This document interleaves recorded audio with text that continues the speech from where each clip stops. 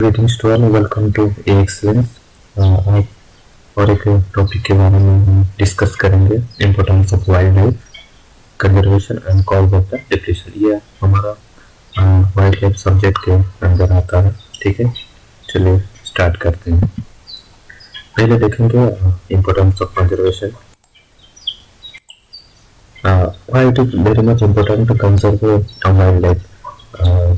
कुछ पॉइंट्स हम इसमें डिस्कस करेंगे, उनका इम्पोर्टेंस को जानेंगे along with their declarations in the last slide. Okay, ठीक है। पहला पॉइंट ये है कि wildlife conservation is a well organized protection plan to protect the wild species including plants and animals.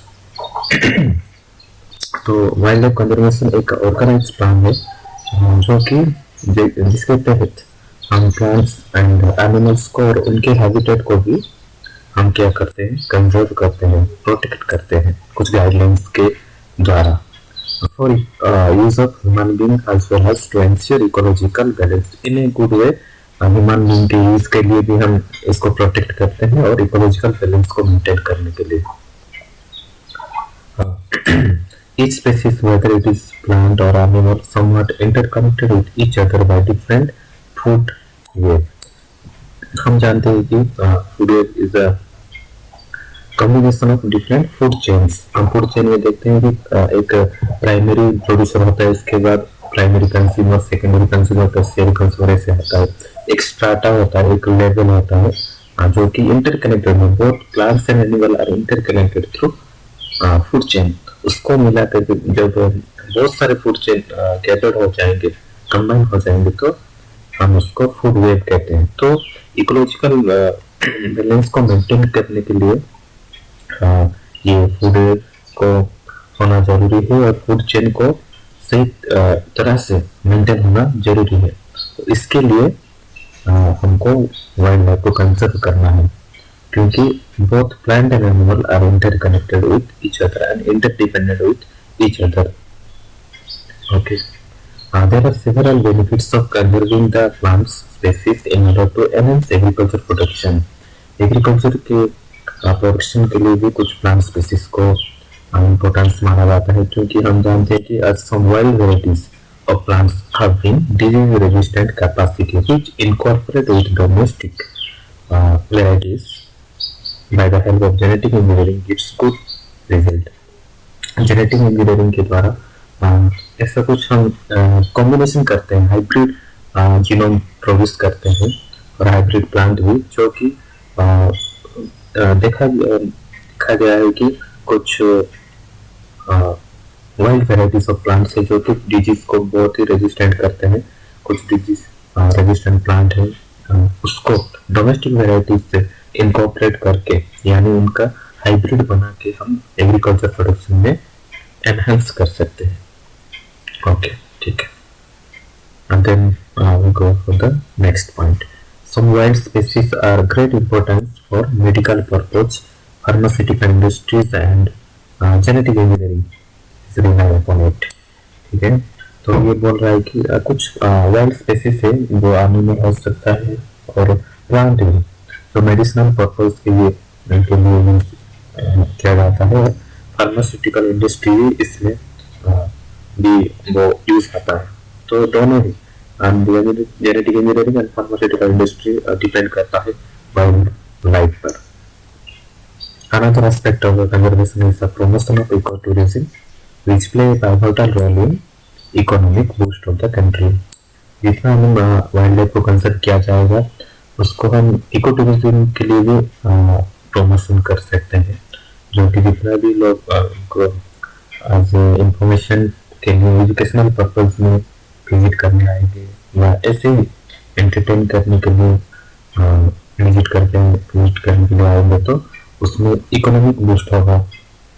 कुछ फीस लगेगा जो जाते हैं और कुछ नॉमिनल फीस देकर वो घूम सकते हैं कुछ वाइल्ड लाइफ पर। कुछ जैसे कि आपका हो गया जूलॉजिकल पार्क, बॉटनिकल गार्डन और कुछ reserve forest, these are can be used as an ecotourism place. Okay, next चलेंगे। एक हमारा इम्पोर्टेंस हो गया, importance wild conservation of wild life is importance हमने देखा। और नेक्स्ट स्लाइड में हम डिस्कस करेंगे कैसे इसका डिप्लीशन हो रहा है, cause of the depletion. Fragmentation is one of the cause of the depletion of wild life.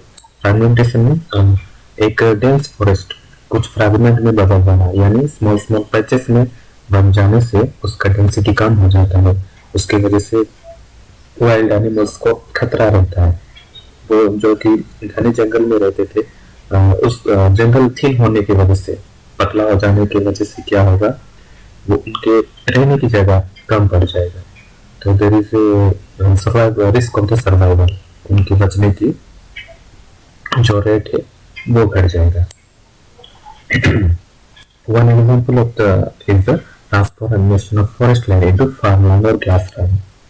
और एक फॉरेस्ट फार्मलैंड बन जाता है या ग्रासलैंड बन जाता है, तो हम उसको कह सकते हैं कि ये फ्रैगमेंटेड हो गया और डिफरेंट पर्पस के लिए ये यूज हो रहा है।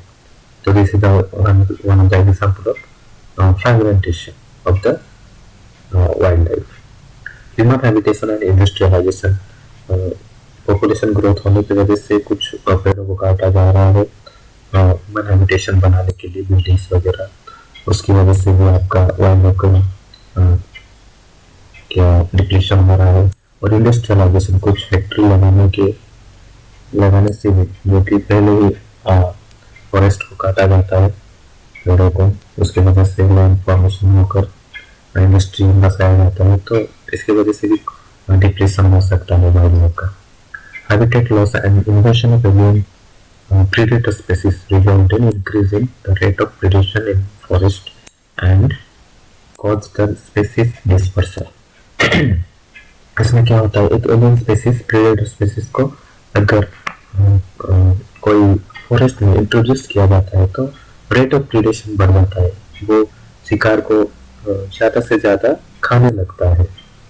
जो प्रेडेटर स्पेसीज है जो कि नया है उस फॉरेस्ट में, और उसके शिकार को जो खा जाने से कम नंबर ऑफ द एनिमल्स, जो प्रे है वो कम हो जाता है। प्रे यानी शिकार कम हो जाने की वजह से भी another risk of that is dispersal, species dispersal, यानी कुछ एनिमल खुद को बचाने के लिए इधर उधर चले जाते हैं, यानी डाइवर्स डायरेक्शन में वो चले जाते हैं सर्वाइवल के लिए।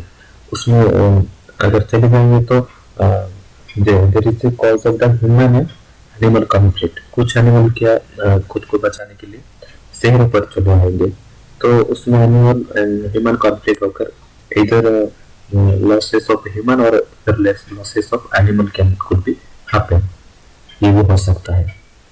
तो one of the reason is that it also cause the depletion of wild life.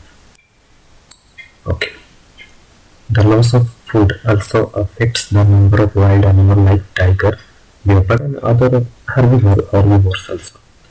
Food कम हो जाने से फॉरेस्ट में अगर पेड़ ही नहीं होगा तो प्राइमरी कंज्यूमर प्राइमरी प्रोड्यूसर जो है वो कम हो जाएगा, तो एनिमल के लिए फूड ही नहीं बचेगा।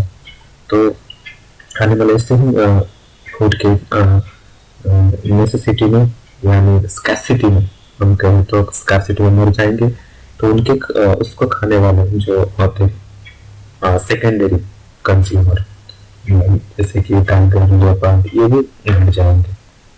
If we restrict the habitat and exploit its food source by means of flora and fauna, then food supply will decrease for carnivorous, जो कि अभी डिस्कस किए, and herbivores, and ultimately animals like tiger and leopards declined।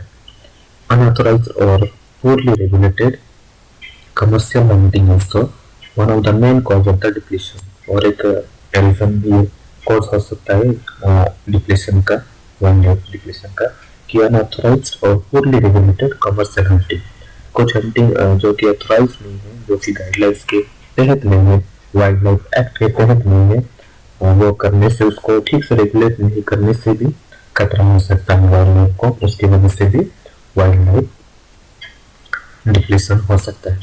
तो आज हमने discuss किया importance of conservation और cause of the depletion. आपको ज़्यादा एक्सप्लेनेशन चाहिए तो डिस्क्रिप्शन पर आप हमारे वेबसाइट को चेकआउट कर सकते हैं। आज के लिए इतना ही, नेक्स्ट वीडियो में हम देखेंगे और एक टॉपिक के साथ।